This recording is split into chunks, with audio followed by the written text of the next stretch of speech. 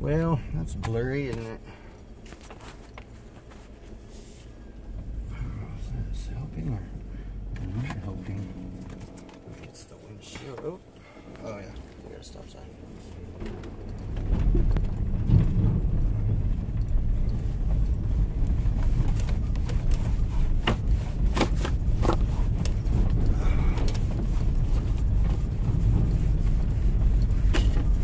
Oh yeah. Oh, it must be fog, I see.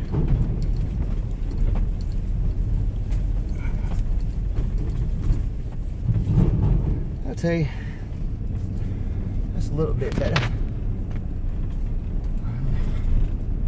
I had to get out of the house again. Feeling all down and depressed and shit. Because people are stupid. That's such a mean thing to say, but it's so true. So true, you know? I get tired of people always sucking me dry, you know, like, you know, there's much more better ways I would like to be sucked dry than the heartless, relentless vampire dry that they're trying to inflict upon me. So I've decided that I want to tell you my story, okay? So I don't know, I guess I'm just going to call this Chronicles of Roberts. Yeah, that sounds good. Or the Roberts Chronicles. What is it? The Testament. We'll call this the Testament of Benjamin. How about that? Testament of Benjamin. And I guess I'll just start at the very beginning, and I'll try to keep these at like 10 minutes, that way they don't take forever to upload. But if I do go past, my bad. And anyway, you know, 10 minutes is about as much as a person can stand for. Just a normal adult's attention span is only about probably like 7 minutes. Anyway, so for whoever ends up watching this, my name is Ben. I'm Ben Roberts. I was born and raised in the Texas Panhandle. I was brought up in the country, way out in the country, and you know, we raised horses, and a little bit later on we raised, you know, pigs and a couple cows. But when I was little, we always had horses everywhere. Well, we had two, but there was always somebody with horses around. And we had horses for most of my, like, I don't know, until maybe I was 6, something like that. Yeah, because anyway, I'll get to that. So that's where I'm from. I'm 36 years old. I turn 37 next month on the 12th. I'm an Aquarius, Valentine baby. I also share a birthday with good old Mr. Abe Lincoln, right? The old emancipator. So that being said, it's my formal introduction. It's a pleasure to meet you, and I hope that no matter what you hear, or what I say, or what you see, or anything that transpires here, I ask, you know, God above, my higher power, that He use it to help someone. Maybe just to share suffering, maybe just to plant a small seed, and that way he can water it. That's always my prayer for anybody that listens to anything I say, is that it will edify them. So anyway, right now I do this kind of to help get my mind off things. I'm just like scrapping, I guess you could say. I'm junking, dumpster diving. So I don't get into a dumpster unless, like, it's really got to have some really good stuff sticking out of the top of it, and it's packed full, and, you know, the lids are open, and everything looks like it's got tags on it, or, you know, or if you see extension cords hanging out, you know, you got to look in there because there's possibly tools.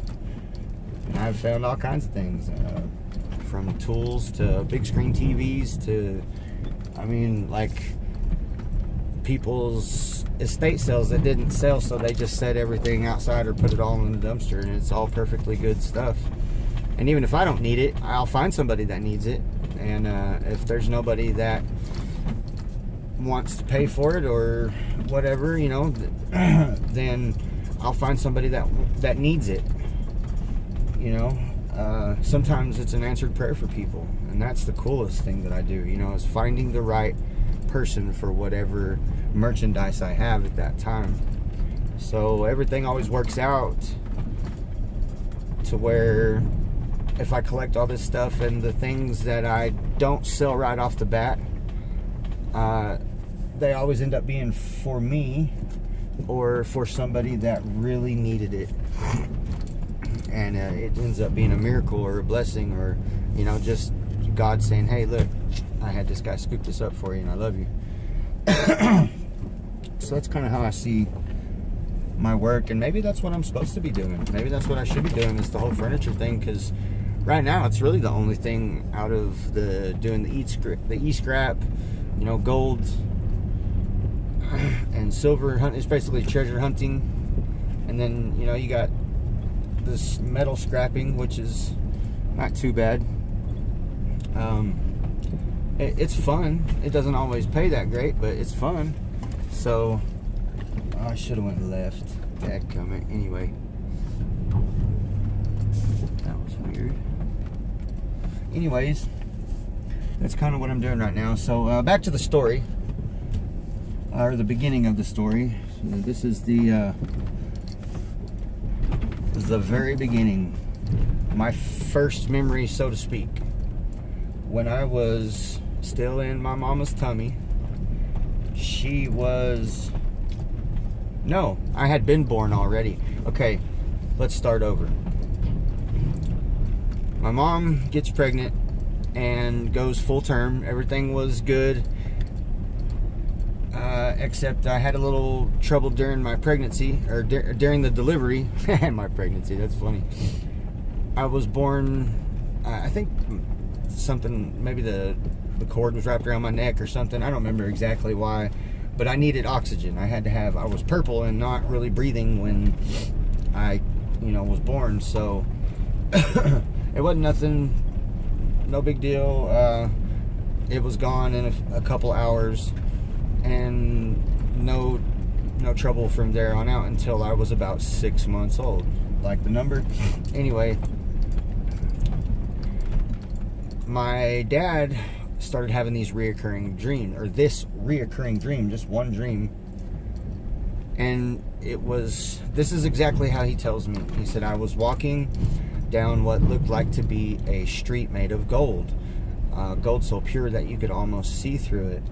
And it's like a heavenly setting. You know, there's clouds, and everything is just extremely beautiful, and it feels like I'm floating in the sky, but walking on this road. So I look toward both directions, and I see something down at the, you know, the far end of this one. I can just barely make it out, but it looks like maybe a chair, a big chair or something like that. So he starts walking towards the chair, and the closer he gets, he notices that there is somebody sitting in what looks to be a throne. And they're sitting on this throne, and they're holding out their hand just right in front of them, and it looks like there's something in his hand, and he's just kind of tossing it up and down, just real casual. And as my dad gets closer, he says, I noticed how beautiful this being was, but even though it was beautiful, it was terrifying. It was just pure fear. And he got close enough finally where the fear was so overwhelming, and then the pressure from this being was just about crushing under the weight of it. And he's kind of struggling to walk, and he drops down to his, like, one knee, and then he's getting back up, and he notices what's in the hand of this being. And he said it was me, little 6-month-old me, in the hand of what he believes was the devil. And the only thing at that point in his life that he knew about God was the Lord's Prayer. So he said he mustered every bit of strength that he had just to begin to get the words to form on his lips. And as soon as he started saying that prayer,